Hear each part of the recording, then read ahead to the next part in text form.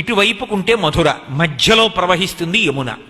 మీరు ఎప్పుడైనా మధ్యలో ఉంటే ఇద్దరు కలిసి కూర్చున్నా సరే వాళ్ళిద్దరూ వేరువేరుగా ఉన్నట్టే లెక్క.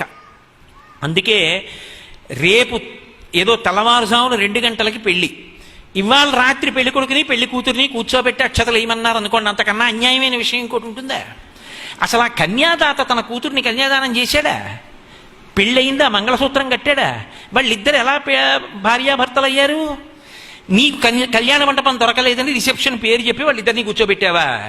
యువతల వాడు చేసుకున్న గాయత్రి సర్వనాశనం అయిపోయినా నీకు అక్కర్లా. ఏమని ఆశీర్వచనం చేయాలి వాళ్ళిద్దరికీ పిల్లలు పుట్టాలని? ఎక్కడైనా ఓ ఆడమగ పక్కన కూర్చుంటే వెళ్ళి అక్షతలేసి మీకు ఇద్దరికి దీర్ఘసుమంగళి భవ అమ్మ సుపుత్రాప్రాప్తిరస్తు ఈయన వల్ల అనొచ్చా? వాళ్ళిద్దరు ఎవరు దంపతులు ఎలా అయ్యారు? ఆడపిల్ల తండ్రి కన్యాదానం చేశాడా? పిల్లాడి తండ్రి ఒప్పుకున్నాడా? ఎలా కూర్చోబెట్టావు ఇద్దరిని పక్క పక్కన?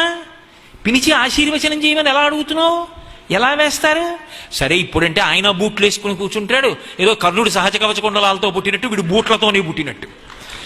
ఆ రోజున మాత్రం ప్రత్యేకం కోట్ వేసుకుంటాడు, కోట్ వేసుకుని బూట్లు వేసుకుని వాడు కూర్చుంటాడు. వాడు ఎలా వాడికి అక్షతలు వేయడం? అసలు బూట్లు వేసుకున్న వాడికి అక్షతలు ఏమిటి?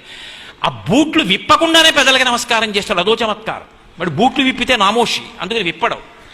ఆ బూట్లతో నమస్కారాలు ఏమిటి? బూడిద ఆశీర్వచన విహ. ఎందుకు ఆ పెళ్లికి వెళ్ళడం? కాదు, కనీసం అలా కుదరదండి. ఈ రోజుల్లో ఉన్న కళ్యాణ మంటపాలు వాటి రేట్లు కూడా దృష్టిలో పెట్టుకోండి, అలా నోరేసుకు పడిపోవడం కాదు కోటేశ్వరారు అంటారా? మధ్యలో జలకుంభం పెట్టాలి, పెళ్లి కొడుకుని పెళ్లి కూతుర్ని కూర్చోబెట్టి మధ్యలో నీళ్ల బిందె పెట్టాలి. నీళ్ల బిందె పెడితే వాళ్ళిద్దరూ వేరువేరుగానే ఉన్నట్టు లెక్క. అక్కడ అక్షతలేసి ఇక్కడ అక్షతలేసి అమ్మ నీకు మంచి కొడుకు పుట్టాలి, ఆయనకి మంచి కొడుకు పుట్టాలి, ఇద్దరూ కలిశాక అదే అవుతుంది తప్ప కనీసం ఆశీర్వచనం చేసేవాడికి దోషం రాదు. అప్పుడు కూడా బిందె పెట్టి బూట్లు వేసుకుంటే కాదు, బూట్లు ఇప్పితే.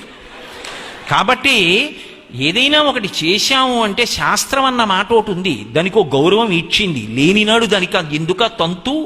నిన్ననే కదా మీతో తల కొట్టుకున్నాను. శాస్త్రస్య గురువాక్యస్య సత్యబుద్ధ్యావధారణ సా శ్రద్ధా కడితా సిద్ధి యయా వస్తూపలభ్యతే. సంతోషంగా ఉండాలి కన్యాదానం చేసిన వాడు, సంతోషంగా ఉండాలి కోడలు వచ్చిన వాడు, సంతోషంగా ఉండాలి నవదంపతులంటే. అసలు ఆ శాస్త్రానికి ఓ మర్యాద ఏడిస్తే కదూ, చేసే క్రతువుకు గౌరవం ఉంటే కదూ అందరూ సంతోషంగా ఉండడం. చేసేవన్నీ తంతులు చేసి సంతోషాలు రమ్మంటే ఎక్కడి నుంచి వస్తాయి? సరే, ఈశ్వరుడు క్షమించి అట్లే అనుగ్రహించుగాక, మధ్యలో నాకెందుకు.